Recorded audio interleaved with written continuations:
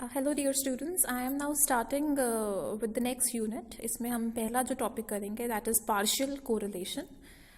So अब तक हमने जितने भी अभी कोरिलेशन कैलकुलेट करने के जितने भी मेथड्स किए, चाहे बाइसीरियल मेथड था, चाहे पॉइंट बाइसीरियल कोरिलेशन थी, जितने भी, तो we were finding out the correlation between two variables. कई बार ऐसा होता है कि जो भी हम वेरिएबल्स जिनकी हम इंटू कोरिलेशन स्टडी करना चाहते हैं, कोई और थर्ड वेरिएबल है जिसका इफेक्ट इन दो वेरिएबल्स के आपस के रिलेशनशिप पे पड़ सकता है. So then what we do is, then जो वो थर्ड वेरिएबल है, so it can be that third variable, it can be three और more variables.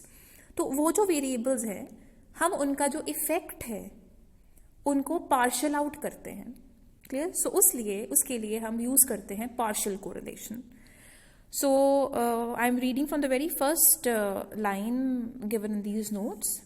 Now, partial correlation is used when the researcher wants to partial out the effect of a third variable which influences the relationship between two variables in a study. Now, for example, कोई experiment है या any research जहाँ पर आप कोई group of students की height and weight का आपस में कोरिलेशन देखना चाहते हैं. And you know very well know कि हाइट एंड वेट के ऊपर एज का इफेक्ट जरूर होता है. Clear? So now you want to study the relationship between height and weight by partialing out the effect of this third variable, that is age. Clear?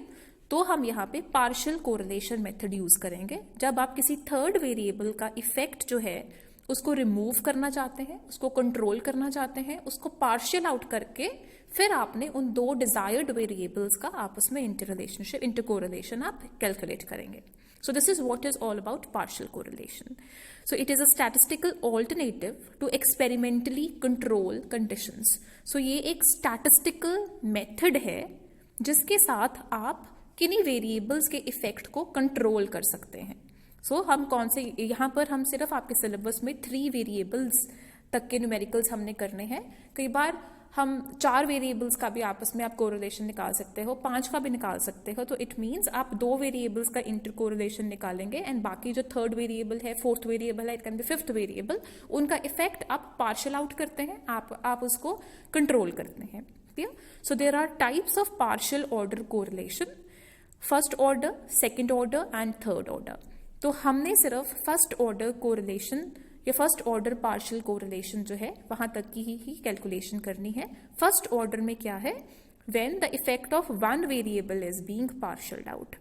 It means कि सिर्फ हम एक वेरिएबल का जो इफेक्ट है वो हम कंट्रोल करते हैं, वो हम पार्शियल आउट करते हैं. क्लियर? सो इट मीन्स कि इन टोटल आपके पास 3 वेरिएबल्स हैं जिनमें से आपने जो फर्स्ट 2 वेरिएबल्स हैं उनका आपस में कोरिलेशन आपने कैलकुलेट करना है by partialling out the effect of one variable, that will be the third variable.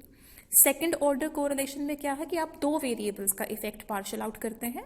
Third order का आप थर्ड वेरिएबल का जो इफेक्ट है, 3 वेरिएबल्स का जो इफेक्ट है ऑन द डिजायर्ड वेरिएबल्स जिनकी आप इंटर कोरिलेशन कैलकुलेट करना चाहते हैं, उसका उन 3 वेरिएबल्स का आप इफेक्ट जो पार्शियल आउट करते हैं, that is the third order partial correlation. So this is the given formula. So formula इसका ये है, आपको पता है small r is always the correlation. तो यहाँ पर लिखा हुआ है r 12.3. क्लियर? अब ये बड़े ध्यान से समझना. इट मीन्स 3 वेरिएबल्स यहाँ पे है, variable number 1, variable number 2 and variable number 3. This is r 12.3. जो डेसिमल पॉइंट के लेफ्ट साइड 1 एंड 2 है, इट मीन्स आप कोरिलेशन कैलकुलेट करना चाहते हैं of variable number 1 and 2. Decimal point के राइट हैंड साइड पे जो नंबर आएगा that is 3 over here. It means कि आप वेरिएबल नंबर 1 एंड 2 का आपस में कोरिलेशन कैलकुलेट करना चाहते हैं by partialling out the effect of the third variable. Clear? It can be other way around also. It can be correlation 13.2, R 13.2 भी हो सकता है. तो it means variable number 1 and 3 का कोरिलेशन आप स्टडी करना चाहते हैं by partialling out the effect of the second variable. कोई भी कॉम्बिनेशन हो सकता है. Clear? It can be 23.1. So it means variable number 2 and 3 का आप कोरिलेशन निकालेंगे by partialling out the effect of variable number 1. ठीक है. So formula is this. So R12.3 is equal to correlation between variable number 1 and 2 minus the correlation between variable number 1 and 3 multiply by correlation between the variable 2 and 3 divided by जो आपका numerator है वो सारा under root है 1 minus R square 13 multiply by 1 minus R square 23. आप अगर देखेंगे तो सी इट इज़, आप देखें फॉर्मूला है of correlation between 1 and 2 dot 3, तो R12.3. सो फॉर्मूला में आप देखें पहले कोरिलेशन बिटवीन 1 and 2, तो डेसिमल पॉइंट के लेफ्ट हैंड साइड दो वैल्यूज जो हैं वेरिएबल्स की, वेरिएबल नंबर 1 and 2 वो कोरिलेशन है. फिर आप सब्ट्रैक्ट करेंगे, कॉम्बिनेशन बनेगा.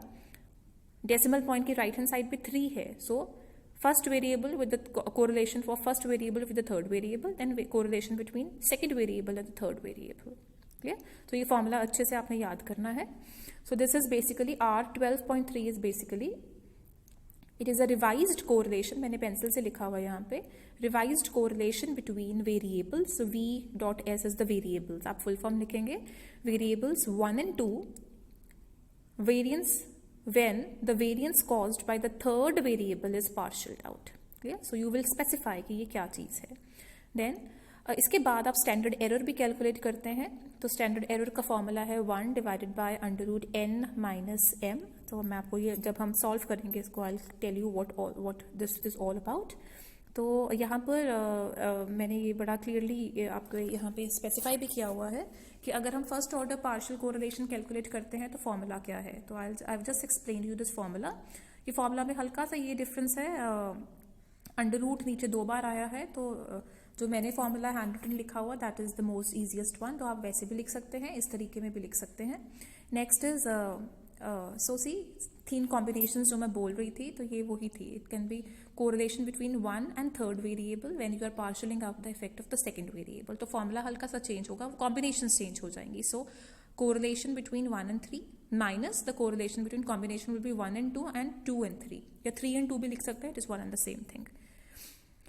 नेक्स्ट जो है हमारे सिलेबस में सिर्फ फर्स्ट ऑर्डर पार्शियल कोरिलेशन तक का है. सेकंड ऑर्डर पार्शियल कोरिलेशन भी ये होगा किसी, आप ये देखिए तो R12.34. तो सेकंड ऑर्डर में क्या है, आप 2 वेरिएबल्स का जो इफेक्ट है वो पार्शियल आउट कर रहे हैं. थर्ड ऑर्डर में क्या है, आप 3 वेरिएबल्स का इफेक्ट पार्शियल आउट कर रहे हैं. So you can give a reading to it. ना नेक्स्ट जो पार्शियल ऑर्डर कोरिलेशन है, पार्शियल कोरिलेशन है, it provides an index of whether 2 variables are linearly correlated if the effects of a third or more control variables are removed from their relationship. Now basically हम इस method के साथ हमें पता चलता है कि क्या 2 वेरिएबल्स जो आपस में कोरिलेशन शो कर रहे हैं, अगर थर्ड वेरिएबल का इफेक्ट उनमें से हम रिमूव करते हैं, then still are they correlated to each other or not. So this is why we use partial correlation. Next, again, it is a type of Pearson correlation coefficient. तो obviously Pearson correlation coefficient की range क्या होती है? It ranges from -1 through 0 to +1. अगर आपका partial correlation की जो value है वो significant आती है तो it means what? कि as the values of one variable increases, अगर variable number 1 की value increase कर रही है तो variable number 2 की value भी increase करेगी, while the value of the third variable, या जिसको हम कंट्रोल वेरिएबल भी कहते हैं, उसको हम कांस्टेंट रखते हैं. ठीक, वो उसको कांस्टेंट रखते हुए भी ये वेरिएबल्स जो है कोरिलेटेड हैं. So this is what is significant partial correlation. Now इसका numerical calculation is very easy of this. So this is a numerical. Now in a group of girls aged 13 to 19 years, the relationship between 3 variables, that is height, weight and age, was as follows. ना यहाँ पर आपको ये दिया गया है कि एक ग्रुप ऑफ गर्ल्स हैं, सैम्पल साइज भी गिवन होगा फॉर्मूला न्यूमेरिकल में कि 50 गर्ल्स का उन्होंने ग्रुप लिया, एज है 13 to 19 years, तो उनकी हाइट, वेट एंड एज ले ली गई. ये 3 वेरिएबल्स हैं. So height is the first variable. Variables को अपने लेबल जरूर कर लेना है. So height is 1, weight is 2 and age is the third variable. तो उन्होंने कोरिलेशंस भी दे दी कि हाँ जी height, weight and age correlated है and variables are given as follow. So R12 it means correlation between variable number 1 that is height and variable number 2 that is wait. उसकी कोरिलेशन है 0.78. R13 that is correlation between variable number 1 that is height and third is age 0.52. Similarly, weight and age का intercorrelation value उन्होंने दे दी है, that is 0.58. Sample size is given 50.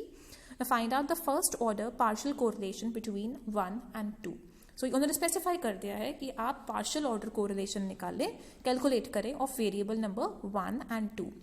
1 and 2 कौन सा है? Height and weight. So it is clear कि आपने height and weight की इंटरकोरिलेशन निकालनी है when you partial out the effect of the third variable that is as.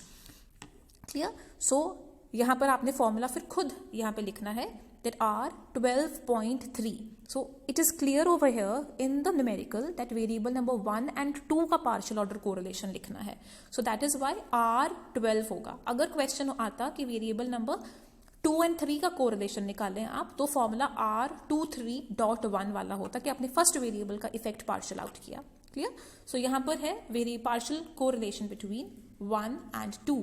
So R12.3 dot के बाद डेसिमल पॉइंट के बाद जो थर्ड वेरिएबल है वो क्लियरली अब पता चलेगा कि आपने थर्ड वेरिएबल का इफेक्ट जो है वो पार्शियल आउट किया है.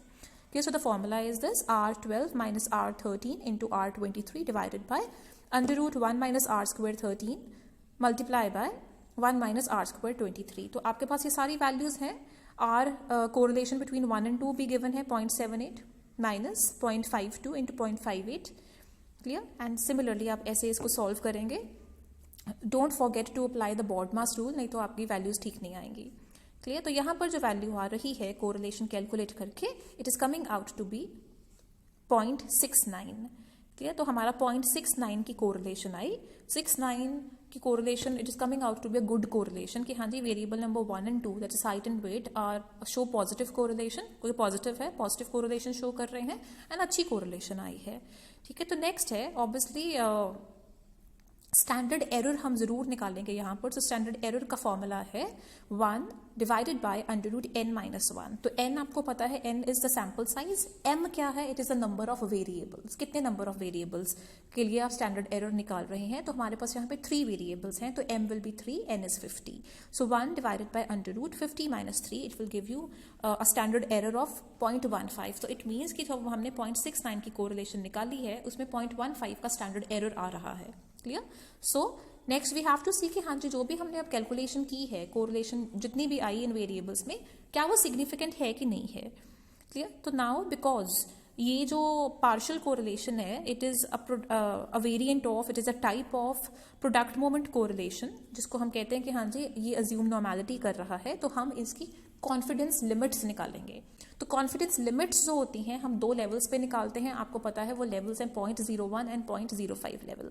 तो ये वैल्यूज फिक्स्ड होती हैं. अगर आप दोनों पे निकालनी है हमने at confidence limits at 0.05 level, it is तो फॉर्मूला ये आएगा R12.3 प्लस माइनस 1.96. तो ये वैल्यूज आपने खुद याद करनी है. 0.05 पे 1.96 होगी, 0.01 पे 2.58 वैल्यू होती है. Multiply by standard error. तो हमारे पास जितना हमने अभी कोरिलेशन निकाली है वह partialling out the effect of the third variable, it is coming out to be 0.69. तो ये जो वैल्यूज हैं वे हम सब्स्टिट्यूट करेंगे in the given formula. So 0.69 plus minus 1.96 into standard error भी हमने कैलकुलेट कर लिया, दैट इज 0.15. क्लियर? सो 0.69 आ गया. सो प्लस माइनस, तो पहले आप मल्टीप्लाई कर लेंगे 1.96 इंटू 0.15, तो it is coming out to be 0.29. Clear? So 0.69 में पहले आप माइनस करें, 0.29 की वैल्यू आ जाएगी 0.40. 0.69 में फिर आप ऐड करें 0.29, तो it is coming out to be 0.98. तो ये रेंज आ गई कि दिस इज द रेंज जहां पर आपकी कोरिलेशन फॉल कर रही है. सो इट इज 0.40 से लेके 0.98 तक फॉल कर रही है. तो 0.98 तक जा रही है रेंज, तो इट मीन्स कि हाँ जी variable number 1 and 2 that is height and weight when the effect of age is partial out, it is coming out, it is showing a good correlation. Clear? Because 0.70 से अगर ज्यादा है, 0.60 से भी ज्यादा अगर कोरिलेशन आती है तो हम उसको अच्छा मानते हैं. ठीक है? अगर 0.01 पे हम देखें तो कोरिलेशन सेम 1.96 की जगह हम 2.58 फॉर्मूला में वैल्यू डाल देंगे, तो it is coming out to be 0.30 to 1.08. Again जो ये रेंज लिमिट आ रही है वो लिमिट अच्छी आ रही है. क्लियर, तो 1 तक टच कर दी है लिमिट, क्लियर। तो अगैन जो पार्शियल कोरिलेशन है दोनों लेवल्स पे it is coming out to be significant. So you will write it like this, the confidence limits of partial correlation at 95% level. 0.05 को अगर परसेंट में हम करेंगे, कॉन्फिडेंस लिमिट्स परसेंट में होती है 95% level, it ranges from 0.40 to 0.98। Similarly at 0.99% level और 0.01 it is coming out to be 0.30 to 1.08। Therefore आप ये पूरा कंप्लीट लिख देंगे। So therefore the partial correlation between variable number 1 and 2 is coming out to be highly significant. So this is it. So similarly ये second numerical भी यहाँ पे गया है कि in the group of boys ranging in age, तो age again दे दी है 14 to 18 years. Again height and weight, 3 variables दिए हैं उन्हें, हाइट, वेट एंड एज, उनकी कोरिलेशन वैल्यूज उन्होंने दे दिए हैं। सैम्पल साइजेस 450 ओवर है, ठीक है। तो आपने कोरिलेशन, पार्शियल कोरिलेशन निकालनी है बिटवीन 1 and 2। अगैन 1 and 2 की निकाली है तो 12.3। सिमिलरली इसी न्यूमेरिकल में आप partial correlation between second and third variable भी निकाल सकते हैं, फर्स्ट एंड थर्ड वेरिएबल भी निकाल सकते हैं। ये तो अकॉर्डिंगली जो फॉर्मूला है आप मॉडिफाई कर लेंगे। So there is one another numerical that I have given for practice, तो ये आप लोग जरूर सॉल्व करें।